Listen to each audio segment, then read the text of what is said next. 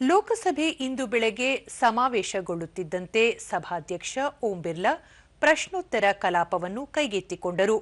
ದೇಶದಲ್ಲಿ ರೈತರ ಆದಾಯ ದುಪ್ಪಟ್ಟುಗೊಂಡಿದೆಯೇ, ರೈತರ ಆತ್ಮಹತ್ಯೆ ಪ್ರಕರಣಗಳು ತಗ್ಗಿವೆಯೇ ಎಂಬ ಎಐಟಿಸಿ ಸದಸ್ಯ ಸುಗಾತಾ ರಾಯ್ ಸೇರಿದಂತೆ ಹಲವು ಸದಸ್ಯರ ಪ್ರಶ್ನೆಗಳಿಗೆ ಉತ್ತರಿಸಿದ ಕೃಷಿ ಹಾಗೂ ರೈತ ಕಲ್ಯಾಣ ಸಚಿವ ಶಿವರಾಜ್ ಸಿಂಗ್ ಚೌಹಾಣ್, ದೇಶದಲ್ಲಿ ರೈತರ ಆದಾಯ ದುಪ್ಪಟ್ಟುಗೊಂಡಿದೆ.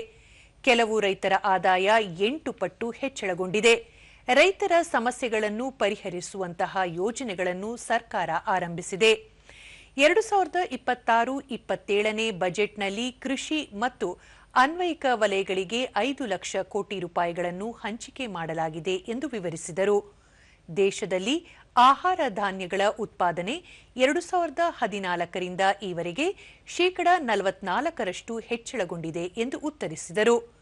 ಪ್ರಧಾನಮಂತ್ರಿ ಕಿಸಾನ್ ಸಮ್ಮಾನ್ ನಿಧಿ ಯೋಜನೆಯಡಿ ರೈತರಿಗೆ ವಾರ್ಷಿಕ 6,000 ರೂಪಾಯಿ ಹಣಕಾಸಿನ ನೆರವನ್ನು ನೇರವಾಗಿ ಅವರ ಬ್ಯಾಂಕ್ ಖಾತೆಗಳಿಗೆ ಜಮೆ ಮಾಡಲಾಗುತ್ತಿದೆ ಎಂದು ವಿವರಿಸಿದರು.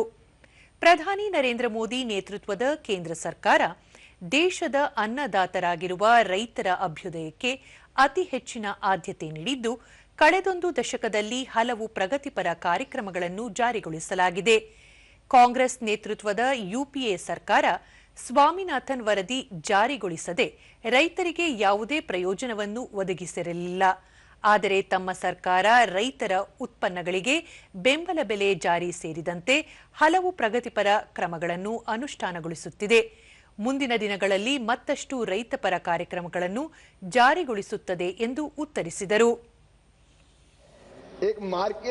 इंटरवेंशन स्कीम MIS बनाई है, जिसमें जल्दी खराब होने वाली फल और सब्जियों को भी हमने एक मॉडल रेट तय करके उस पर खरीदने का या उसका अंतर किसान के खाते में डालने का फैसला किया है।